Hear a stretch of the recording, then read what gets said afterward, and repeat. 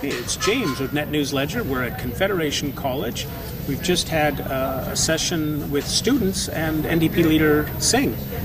I'm now with Betty, who's the NDP candidate for Thunder Bay Superior North. How's the campaign coming together? Well, we are in a planning process right now, and we just recently started going out to the community.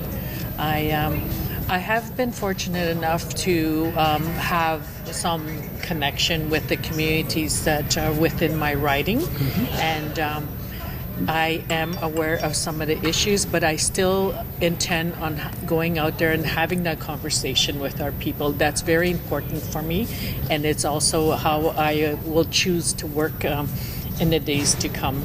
Okay. You know, even after the election, if I'm fortunate enough to have the people select me, I will continue working it that way, to go and be out there with our people and to hear what our concerns are and to take those issues and implement as much as I can. Some of the Thunder Bay area issues, they include Bombardier, Yes. and the future of our community. One of the areas that you keep hearing concerns about are the issues surrounding racism, surrounding addiction. What can be done on those issues? What can really be done? You know, I feel that the federal government has to and should invest more into resources and services to deal with that. And, recently there's been articles that say that Thunder Bay has the highest crime rate, that we have high rates of violence, and that we have high rates of people dying from overdose deaths from opiates. Us being the murder capital of Canada. Yes, and but what has been done? It has continued to escalate, and there's so much that needs to be done, and the federal government needs to be part of the solution. They need to partner with the city, with the Indigenous groups and other caring citizens, support some of the initiatives, support some of the resources and services that need to tackle those issues.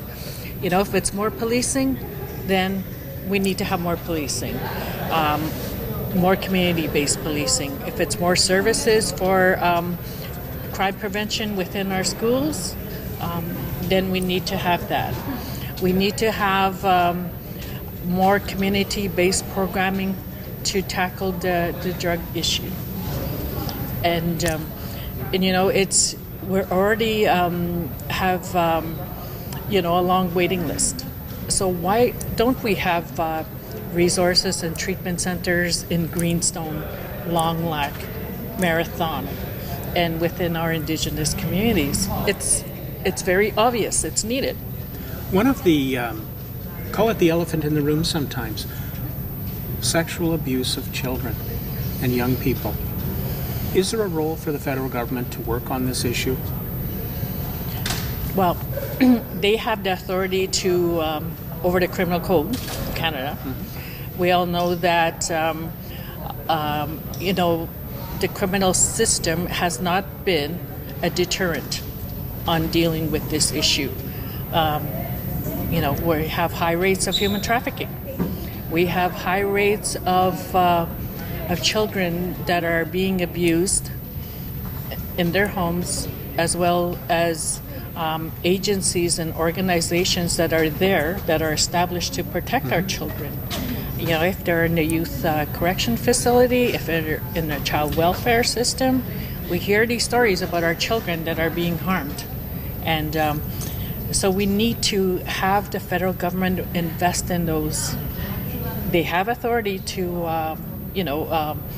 amend those legislations and to provide not necessarily harsher sentences,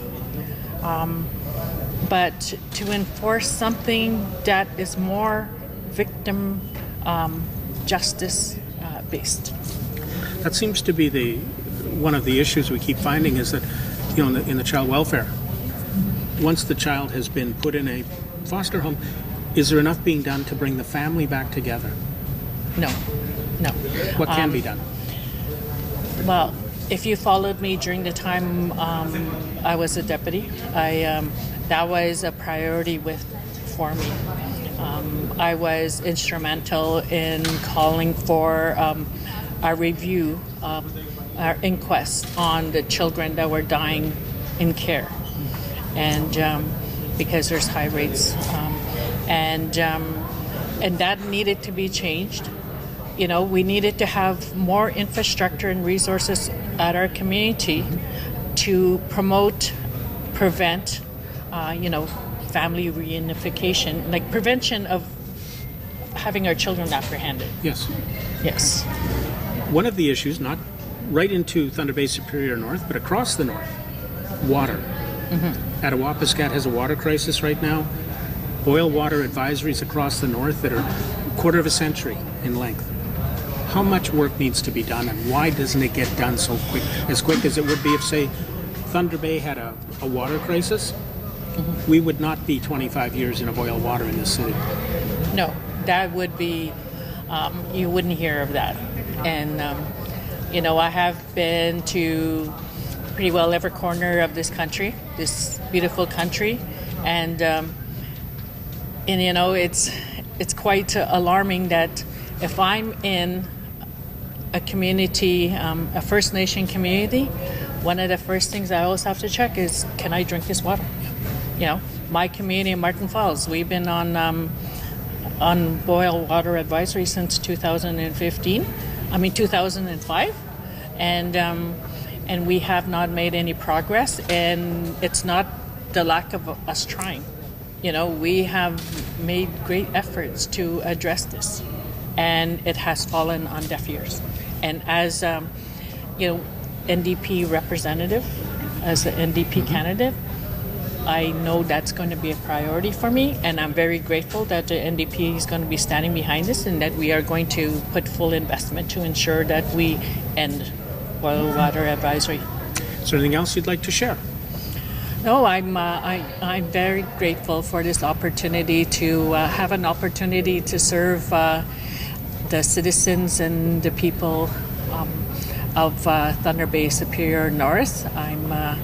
And I also want to thank everyone who has came up to me so far to support the NDP, and I'm looking forward to having a conversation with you.